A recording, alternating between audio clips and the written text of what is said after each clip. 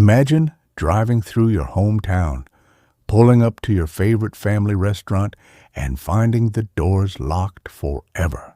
No warning, no goodbye. For those of us who grew up in the 70s, 80s, and 90s, these restaurants were an extension of our own dining rooms. It was where we celebrated anniversaries.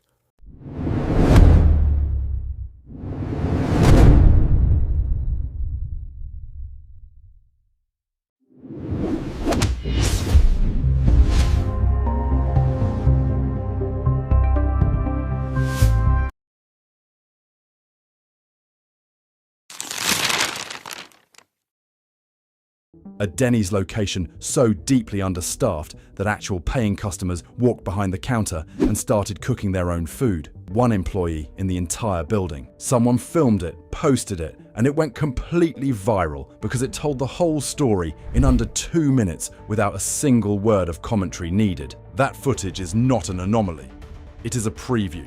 Denny's has been closing somewhere between 70 and 90 locations since 2024, with more cuts signaled heading into 2026. The chain that was once the guaranteed all-night diner at every highway exit in America is contracting faster than the portions on the menu.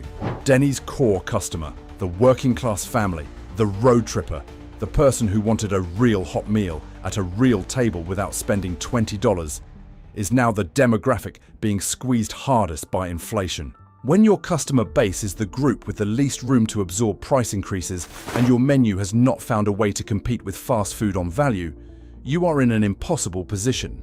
That Grand Slam breakfast pushes you well past your daily recommended salt intake before the coffee even arrives. It was about the habit. The mobile order you placed while brushing your teeth, the quick pickup that spared you from small talk before 9 in the morning. But somewhere along the way, people started running the numbers. $6 for a basic latte, $7 with cold foam, $8 once you added oat milk and an extra shot. That casual coffee habit was quietly adding up to $40 a week, $160 a month, nearly $2,000 a year. So people did not quit dramatically, they just showed up less. That is when Brian Nichol came in, the executive who turned around Chipotle, brought over with a blockbuster compensation package and a mandate to fix the damage. His plan included $1 billion restructuring, nearly 900 corporate jobs cut, and a public promise to bring back the warm sit-down cafe experience. On paper, it sounded like exactly what customers wanted. Those drinks people used to order without thinking, 400 to 600 calories, sugar levels that rival a donut. What felt like coffee was really dessert in a cup the whole time. When a daily habit becomes a decision you have to justify, most mornings that justification just does not hold up. Orange chicken moving fast, fortune cookies stacked by the register. From the outside, Panda Express looks completely healthy. So how does it end up on a list like this? Because the trouble with Panda Express has nothing to do with the parking lot. It has everything to do with what is happening inside the company. A class action lawsuit revealed that Panda Express required employees to strip down to their underwear and physically embrace partially clothed co-workers as part of a mandatory company training program. Not a team-building exercise that got a little strange. A required corporate program that employees were expected to participate in if they wanted to move up. And that is not where the legal troubles stopped. The chain also settled a separate case involving hidden delivery fees. They advertised delivery for around $3, then quietly added a $10 service charge at checkout. Hundreds of thousands of customers paid it before anyone noticed. A restaurant can look completely healthy from the outside and be quietly falling apart on the inside. The full parking lot means nothing. Remember that. Number 12. Pizza Hut. Pizza Hut was the birthday party destination, the lunch buffet with the red and white checkered tablecloths, the reason families actually wanted to go out for pizza instead of staying home. It meant something specific for a very long time. In 2026, that meaning is dissolving fast. Parent company Yum Brands announced the closure of roughly 250 domestic locations in the first half of 2026 alone. Same-store sales fell 5% across the full year of 2025. A $5 pizza promotion launched to drive traffic back through the door did not reverse a single trend. It just shrank the margins further. Yum Brands has quietly begun a formal strategic review of whether Pizza Hut even belongs inside their portfolio anymore, which is corporate language for we are considering selling it. When your own parent company is asking whether they should still own you, the brand is in a different kind of trouble than a bad quarter. What remains is a delivery option you consider, and then usually skip for something faster or cheaper. And without the experience, it is just expensive pizza from a brand that used to mean more than that. IHOP briefly tried to rebrand itself as IHOB, standing for International House of Burgers, to pull in customers who were not showing up for pancakes. It got attention. It generated a wave of takes. It produced absolutely no lasting traffic. Because when you build an entire identity around one thing and then try to pivot away from it, the people who were loyal to the original do not follow you, and the people you were chasing do not believe you. Parent company Dine Brands has been managing serious financial pressure across its portfolio. Franchisees are struggling with rising food and labor costs that are squeezing margins that were already thin. The all-day breakfast concept IHOP leaned into as a competitive advantage is now available everywhere. McDonald's does it. Fast casual spots do it. Your local diner has always done it, and usually for less money. Those pancake stacks loaded with syrup and whipped cream, easily 900 to 1200 calories before the bacon even arrives, are not landing with a generation paying more attention to blood sugar than any previous generation ever did. IHOP needs a reason to exist beyond nostalgia. In 2026, it has not found one. Number 10. Chipotle. Chipotle was supposed to be the one that broke the mold. It built its brand on real ingredients, no freezers, generous portions, and the idea that fast food did not have to feel cheap or unhealthy. For nearly a decade, that message landed with an almost unstoppable force. Then 2025 arrived and the momentum stalled. Same-store sales cooled off and executives openly acknowledged what was happening. Lower-income customers were pulling back because a burrito meal was now regularly hitting $12 to $15. Social media filled immediately with side-by-side photos, smaller portions next to higher price tags. One former regular wrote that they used to eat there twice a week and now it was twice a month, because $14 for a bowl that did not even fill them up stopped making sense. Standing in a long line, watching someone carefully ration your rice while you mentally debate whether you can justify guacamole does not feel elevated. It just feels like overpriced fast food. That healthy bowl you spent $15 customizing can easily top 1,000 calories with sodium higher than 3 bags of chips. The health halo was always brighter than the nutrition facts ever were. Number 9. Dairy Queen. If you grew up near a small town, you know the ritual. The blizzard after Little League, the dilly bar on a hot afternoon, the upside-down cup test where they flipped your order and if it fell out, you got it free. That was the entire personality of a place that defined summer for millions of people. Now 40 of those Dairy Queens in Texas alone are dark, completely gone in a matter of weeks. A franchise operator called Project Loner owned 38 of those locations. Corporate came in with a demand: renovate the buildings, update the equipment, modernize everything to current brand standards. The operator did not have the money to pull it off, so they tried to sell the locations instead. Corporate blocked the sale. The operator fell behind on royalty payments, and corporate simply cut off the supply shipments and killed the ice cream pipeline. Overnight, those restaurants could not even order Blizzard Mix. Customers in small towns drove past their local Dairy Queen and found it already boarded up. No announcement, no farewell, just an auction notice taped to the window and Blizzard machines going to the highest bidder.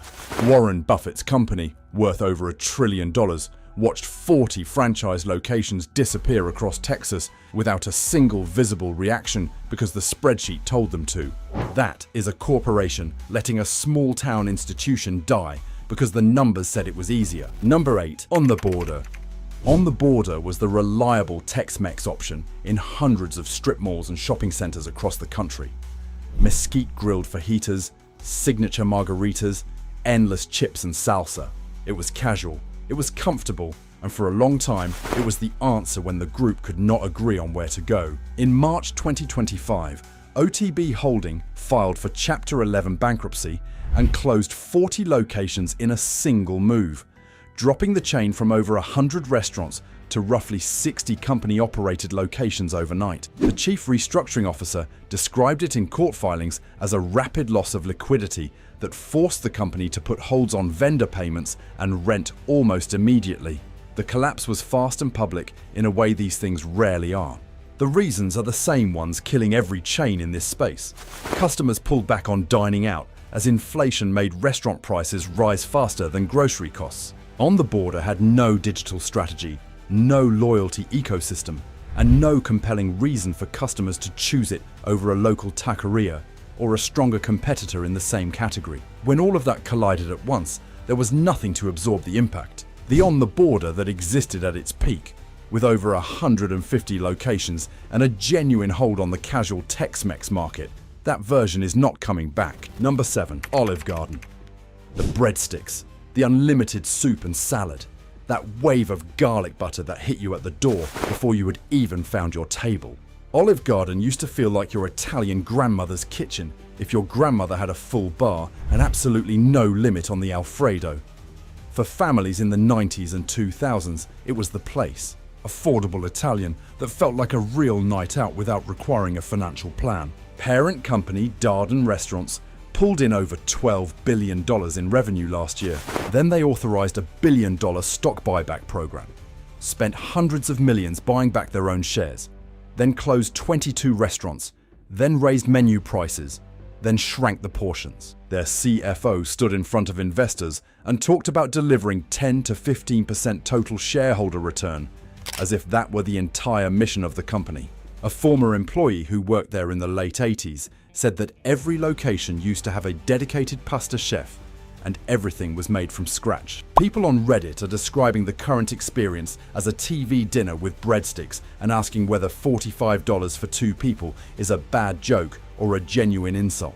That is a company that had every resource it needed to make things right and chose to spend the money on itself instead. Number 6, Sweetgreen. Sweetgreen was perfectly designed for a very specific era. It catered to young professionals who wanted lunch to feel virtuous. Seasonal ingredients, minimalist bowls, sustainability messaging, and an Instagram aesthetic that said, "I am doing life right." For a while, paying a premium for clean sourcing and ethical branding felt completely justified.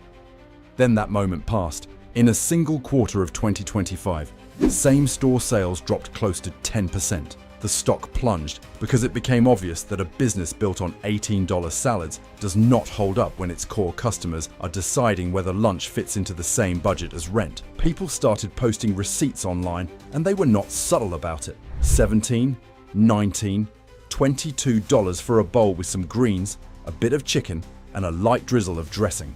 Sweetgreen's entire identity rested on the idea that it was worth it. But when the smarter choice means skipping other meals just to justify the cost, the logic collapses entirely. 5 homemade lunches cost about the same as a single Sweetgreen bowl. Sweetgreen did not just lose customers, it lost the entire foundation of its story. Number 5, Cracker Barrel. The rocking chairs out front, candy sticks in the gift shop, Sunday morning after church with your grandparents ordering the same thing they always ordered. For people who grew up in the South or the Midwest, Cracker Barrel was never just a restaurant. It was a weekly ritual, a place that felt exactly the same every time you walked through the door, which was entirely the point. Then they changed the logo. In August of 2025, Cracker Barrel quietly removed the beloved character that had anchored their branding for decades and replaced it with plain text and a cleaner, more corporate-looking design. Customers revolted hard enough that the company reversed the decision within a week, but the damage was already sitting in the numbers. A font choice managed to destroy years of brand equity in a matter of days, and the logo was only the most visible problem. The company is projecting a 4 to 7% decline in customer visits through 2026. They quietly shut down 14 Maple Street Biscuit Company locations, a brand they purchased for $36 million in 2019, now written off at a $16 million loss. Prices are up 30% since 2019. but the soul of the place packed up and left a long time ago. Number 4, Red Robin. Red Robin once owned a very specific lane in American family dining. The birthday dinner upgrade that was not fast food, but was not intimidating like a steakhouse either. Big burgers, bottomless fries, a brownie sundae, a slightly off-key birthday clap from the staff. For families, it was the sweet spot that felt special without requiring a financial plan. By 2025, Red Robin found itself in what analysts politely call turnaround mode, which everyone else recognizes as a slow and grinding decline. After years of remodels, menu adjustments, and strategic pivots, the customers are still not returning. By 2026, the chain has announced plans to close roughly 70 underperforming locations, a significant cut for a brand that was already running out of room to shrink. Red Robin is not cheap enough to go head-to-head with Five Guys. It does not have the energy or modern appeal of Shake Shack. It is not fast enough to compete with actual fast food. It lands in the middle. Average price, average speed, average experience, and average has stopped motivating families to leave the house. Parents are making cleaner choices now. Either save money and go cheaper, or spend a little more on something that genuinely feels worth it. Red Robin does not clearly win either direction. Once a restaurant gets quietly replaced in someone's mental shortlist, no amount of fresh paint or new signage earns it back. Number 3, Buffalo Wild Wings. Buffalo Wild Wings used to be the unquestioned headquarters of sports watching in America. Wings, beer, 30 screens, a table full of people who all showed up for the same game. It was loud and greasy and completely satisfying in exactly the way it was supposed to be. That version of the experience is fading in a way the brand has not been able to reverse. The parent company Inspire Brands is managing a serious debt load, and individual locations have been closing across multiple markets. Chicken wings became an expensive commodity during the supply disruptions of the early 2020s, and the prices never fully recovered. What used to feel like affordable bar food now runs $30 to $40 for a shareable order, before drinks, before anything else you added to the table. At that price, people make different choices. They order pizza. They stay home and find the game on their own television. They go to a local spot without corporate overhead baked into every basket of fries. A full order of wings with a couple of sauces and a side can push past 2,000 calories and more sodium than you are supposed to consume in 2 full days. BWW is no longer the automatic choice when you want it. And once you stop being automatic, you become optional. Optional is a very hard place to come back from. Number 2, Red Lobster. The Cheddar Bay Biscuits. The birthday dinner with a lobster tail. That warm basket that arrived before you had even decided what you were ordering. Red Lobster was affordable luxury in the truest sense of the phrase. The place where regular families could sit down and feel like they were doing something a little bit special without needing a reservation, a dress code, or a second mortgage. Then private equity walked in and did exactly what it always does. In 2014, a firm purchased Red Lobster and almost immediately sold the chain's own buildings, $1.5 billion worth of real estate, through a sale leaseback arrangement. Red Lobster went from owning its locations to paying monthly rent on buildings it had already finished paying for. Annual lease costs landed at roughly $190 million, nearly 10% of all revenue leaving the company every year just to occupy space it used to own outright. By 2024, the chain filed for bankruptcy with over $1 billion in liabilities and more than 100 locations closed during the restructuring. The endless shrimp promotion accelerated the collapse. Diners routinely consumed $20 to $30 worth of shrimp, while paying $10 or $12, and every refill made the losses worse. Red Lobster did not fail because Americans stopped wanting seafood. It failed because a firm bought a brand that generations of families loved, sold the ground out from under it, and counted the money while the dining rooms went dark. Number 1, Golden Corral. Sunday buffet after church. Grandma's standing reservation. The chocolate fountain that pulled every child in the building toward it, like a gravitational force no parent could fully resist. Golden Corral was never about fine dining, and nobody pretended otherwise. It was about abundance. All you could eat, walk in on a budget, and walk out completely full. For families who did not have much to spend, That genuinely mattered. Then the pandemic arrived and turned every sneeze guard in America into a liability overnight. Public health guidance told people to avoid self-served communal dining, and the buffet transformed into a public health concern in a matter of days. Golden Corral never fully recovered. Two of its largest franchises filed for bankruptcy, one of them owing nearly $50 million in unsecured debt alone. The company's response has been to convert 50 restaurants into cafeteria-style counter service. Trade the defining feature of your entire brand for a lunch line. For many people over 60, it was Tuesday night with the same group of friends. The one meal a week that meant you were not eating alone. Now it is gone from their towns and nobody at the corporate level is asking where those people are supposed to go instead. From the outside, Golden Corral still looks like it is everywhere. But the version that meant something, the abundance, the ritual, the reason people actually showed up, that version is being quietly dismantled from the inside. A full parking lot means nothing. This list started with that lesson and it ends with it. Which chain on this list was the one you finally gave up on? Drop it in the comments. I want to know the moment you decided you were done. And if this video helped you understand why your dining habits have been quietly shifting, hit subscribe and share this with someone who is still going back out of habit. We are watching out for your wallet and your health. No drama, just the truth.